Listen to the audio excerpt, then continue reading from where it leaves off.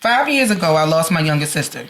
Each year on the anniversary of her death, my family conducts oh, Lord. I lost my space. There you go. A commemoration meeting. Candles, stories, dinner, the same program. Initially, I attended it annually because it was appropriate. However, in the long run, it has proved to be an emotionally exhausting thing. Every meeting opens up the wound rather than assisting me to heal. Here in this year, I mentioned to my parents that I would like to remember her quietly, maybe go to her favorite place rather than to the family dinner. They were wounded and claimed that I was forsaking the memory of my sister. My mother cried, and it was just a night to pay honor to her. I also attempted to make them understand that grief is unique to each person. Yet they interpret it as disrespect. It is now that I am conflicted between taking care of my own emotional state of being and not offending the feelings of my family. So, am I the asshole because I do not want to attend the memorial of my sister every year because it is too painful to me? AA Ron? No. Your health and your well-being always should come first. Second, I understand you went in the beginning, you went every year. But then now you see that now you feel as though it's not serving the purpose that they think so. Mm-hmm. You entitled to that too. You're entitled to that too. Third, fuck them. Mm-hmm.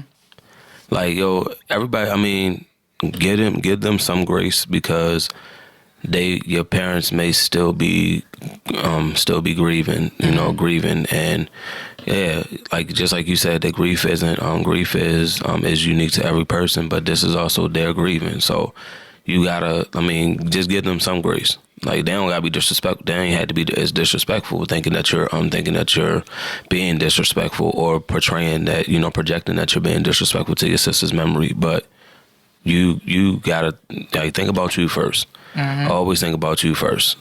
That's why on the airplanes they be telling you to put your mask on first, then assist somebody else. Yep. You know what I mean? So yeah, you're not the asshole, but it's just that everybody is still hurt, and this is still raw. Like, feelings are still raw. So you feel how you feel, they're gonna feel how they feel. Eventually, as they say, time heals all wounds. Mm-hmm. Y'all be able to come together and maybe do something like a 10th anniversary or 20th or something like that, because I think if you keep doing it, it's going it's going to fester. You never really get over the death. Agreed. You still feel that shit, but I understand you wanting to move on, try to move on with with your life and not want to dwell on that one piece. Just keep do your own thing. You can't tell people how to grieve. Nope. Everybody, like you said, everybody's grief is different. Some people have to constantly do things to forget. Some people go to therapy. Some people, find other ways to cope with it. You cannot tell people how to grieve, especially when it's a loss that you personally haven't experienced. I would recommend grief therapy for, hell yeah. I would recommend that to anybody, because, it helped me, but everything is not for everybody. Mm-hmm.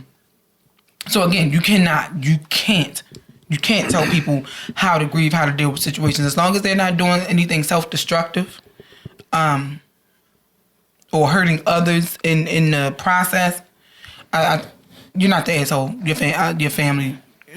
I don't even want to call them the assholes because they are grieving in their own way as well. But they need to be understanding. They need to be understanding of how you're choosing to grieve. Just because you don't want to sit at a dinner or do this, and this doesn't mean that you're not grieving your sister anymore, and it's not fair. They can continue to grieve her in the way that they feel is working for them, mm-hmm. especially because they lost a child. You lost a sibling, but they lost a child, so their grief is going to be different.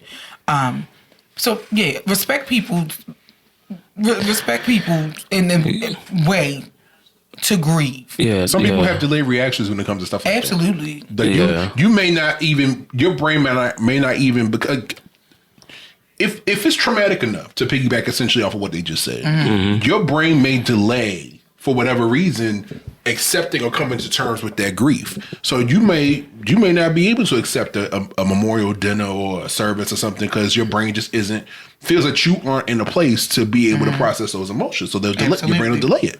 Yeah. But it doesn't invalidate your feelings or mean that you are the asshole. You just may not be in the place where your body can handle that type of thing. Exactly. And that's fine. I mean, it's too much for you, and that's okay. It happens. But also, you also have to, or not have to, but you should understand and expect your parents' perspective because, again, it's a different relationship. It feels different to lose a parent or a child compared to losing a sibling.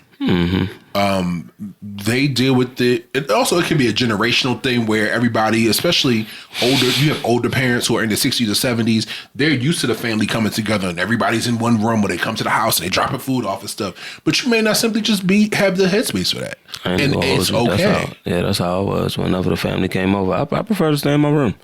Like, as long as nobody's being disrespectful or cussing you out because you choose not to take a part, then I was like, yo, y'all in my house now. Like, I'm cool. Like, I come down to eat with everybody, but I don't gotta necessarily deal with y'all. My mother do.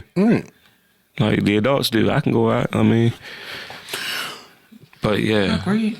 yeah. Just you can find a healthy compromise, but just be mindful of both your like they're feeling the same thing you're feeling, and they just may not be able to articulate it in the way that you have.